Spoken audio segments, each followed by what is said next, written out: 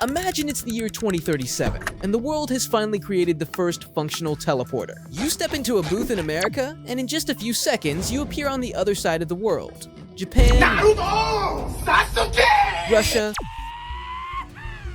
Singapore, or even another planet like Mars or Venus. Distance simply no longer matters. It would be an instant journey, painless, without motion sickness, and above all, without limits. But there's a small catch. The teleporter doesn't move your current body. And you're probably already thinking, wait, but if I went to a completely different place miles away, I went in my own body, right? Not exactly. But for you to understand this, you would have to understand how a teleportation machine works. While it seems simple in the movies, in reality it involves solving some extremely complex problems. And for that, we have two main options for teleportation.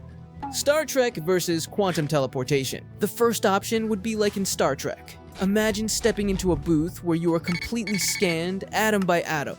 All the information about every particle in your body, your memories, and even your personality is encoded into a gigantic digital file. Then, you would be disintegrated at the departure point, and this information would be sent to the destination, be it Japan, China, or maybe even Brazil, where an identical machine uses locally available atoms to reconstruct a perfect copy of you. Not just your physical form, but also your memories, thoughts, and even the heartbeat you had at the moment of departure. The second option would be with quantum physics, something much more tangible today, by the way. We could use a phenomenon called quantum entanglement. And here's a simple way to think about it. Imagine you have two magic coins that are linked. If you spin one coin and it shows heads, you immediately know the other coin shows tails, even if it's on the other side of the universe. Distance matters no more to them. They're permanently connected. In fact, China has already used this effect to teleport the state of a photon, you know, a particle of light, from the ground to a satellite in space. But hold on. This doesn't mean the photon actually moved. What traveled was the information about it, and the original particle was destroyed in the process. And this isn't a design choice, it's a law of physics. The no-cloning theorem says that to perfectly read the state of a particle and apply it to another, you inevitably destroy the original. This form of teleporting is more like cut and paste than copy and paste. The very act of creating the copy destroys the original in the process. But here's the problem. That works for one particle. Now trying to do this with the human body, with its trillions upon trillions of particles, would be like trying to move an entire library, letter by letter, from every single book, and still having to burn the original library in the process, by the way. Actually, it's even more complex than that. Basically, to save all the data from every single atom in one person, the file would be gigantic, measured in zettabytes. More than all the digital information generated by humanity in an entire year. And you'd have to do it instantly. Both ideas sound promising as a means of teleportation, the act of moving something instantly to another place. But both ideas share the same scary problem. The original body would have to disappear. Furthermore, what emerges on the other side might look like you, act like you, remember exactly what you remember. But did your consciousness, the state of knowing you are alive, actually travel through that machine? This discussion leads us directly to the famous paradox of the Ship of Theseus. Imagine there's a grand old ship.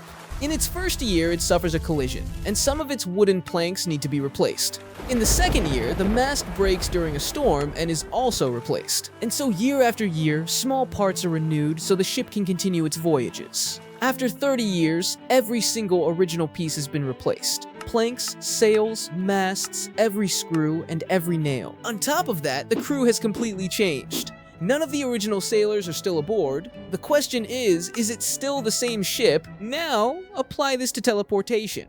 If your body was taken apart and then rebuilt with brand new atoms, are you still you? Or would it be like the Ship of Theseus, a perfect replica that carries the form and function, but has lost its original essence? This raises some terrifying dilemmas. If a machine can recreate you perfectly, with every cell, every memory, every detail identical to the original, what about your consciousness? The one that is watching this video right now. It probably wouldn't survive the transfer.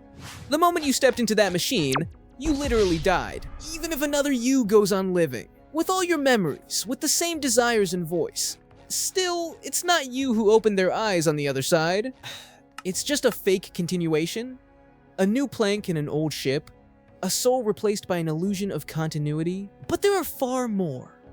What if grotesque errors happen? It's what we can call the fly scenario. What if the scanner isn't 100% perfect? And what if a single insect or a stray hair that isn't yours, or even just dust, gets into the booth with you? The computer, in cold logic, might try to integrate that information into your body during the reconstruction. Well, now this thing is you. Or, even worse, the data corruption scenario. Think about it. Your body as a zettabyte-sized file? What if, during the transmission to Germany, a single stray cosmic ray alters one single bit of that file? An error from a 0 to a 1. You could arrive at your destination missing an important memory, like the fact that you are married, with a fatal flaw in your heart, or without your arm, for example. Every trip would be a game of quantum roulette, where the prize on the line is your own physical and mental integrity. And it can be worse. What if an error occurs during teleportation, and the original isn't destroyed? If this were possible, ignoring the no-cloning theorem, what would really happen? Imagine that. A little glitch in the machine, the original version of your body, the one that was scanned, is not disintegrated as it should be. Now, there are two identical versions of you. One who stayed behind and one who appeared on the other side of the world. Both with the same memories, the same emotions, both believing they are the real you. This idea is similar to the copy experiment. Imagine this. One day, you're invited to a revolutionary experiment. You enter a white room, where a scientist says, "I will create a perfect copy of you. Not just physically, every cell, every memory, every thought will be replicated." Like the teleportation scenario that we saw. You take a step. Lights flash. A metallic sound echoes. And suddenly, right there beside you is you. Same face, same clothes, same look of surprise on your face. The copy looks around, smiles, and says, "Wow, it's really weird seeing myself like this." And you think so too. Both of you have the same childhood, the same dreams, the same fears, but now you are two different people looking at each other. And then comes the most uncomfortable question of all. If one of you has to be erased, who is the real one? What if you are the copy and just don't know it? And if the copy continues living, and you disappear, it feels like it's still you. This suggests that maybe our identity isn't just the sum of our parts. Maybe there's something that can't be copied, something that is lost the moment the body is undone. Neuroscience doesn't have a definitive answer. It knows that consciousness arises from the brain, that it's a product of electrical and chemical activity among billions of neurons. A study published in the journal Science in 2023 identified a possible consciousness threshold related to specific patterns of activity in the frontal and parietal regions of the brain. But even with this breakthrough, science still doesn't understand exactly how this activity transforms into the subjective experience of being you. And this opens the door to some deeply disturbing questions. Is consciousness just a process? A continuous flow of information? Just a chemical reaction inside your brain? Or, by interrupting that flow even for a millisecond, does consciousness die? And if it dies, does it come back? Or is what comes after just a simulation that believes it's alive? Some neuroscientists believe that consciousness is deeply connected to the continuity of brain activity, like a live stream that must always be streaming. Imagine watching a live stream. As long as the signal continues, everything makes sense. But if the signal drops, even for a second, what comes back might look the same, but it's no longer the same moment. In the same way, if your consciousness is interrupted, even for an instant, there's no guarantee that the subjective experience of being you will continue from where it left off. What might emerge next could be something entirely new, with the same information but a different spark. Or no spark at all. The physicist and philosopher David Chalmers calls this the hard problem of consciousness. We cannot explain why certain patterns of brain activity generate the subjective feeling of being conscious. In the end, teleportation might actually work, but not in the way we think, because for you to arrive on the other side of the world, you might have to die on the way. So, is that the final answer? Are we doomed? Is teleportation inevitably just a glorified suicide machine? Well, maybe not.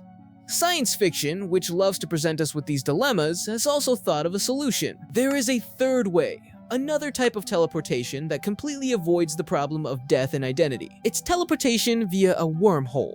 Instead of scanning, destroying, and rebuilding your body, this technology would bend the very fabric of space-time, creating a shortcut between two distant points, an Einstein-Rosen bridge. The main advantage, your original body, atom by atom, would travel through this tunnel in space. There would be no copy, no disintegration, and no digital file. The flow of your consciousness would never be interrupted. You would step in here and literally step out there. The you that arrives is the same you that left. With this alternative, the discussion shifts. The problem is no longer teleportation itself, but rather the type of teleportation. And that changes everything, because sometimes the price of convenience is your own existence. Whoa guys, this is my first video on this channel. Thank you so much for watching all the way to the end. If you enjoyed it, please consider subscribing and leaving a like. This will help a lot. Thanks.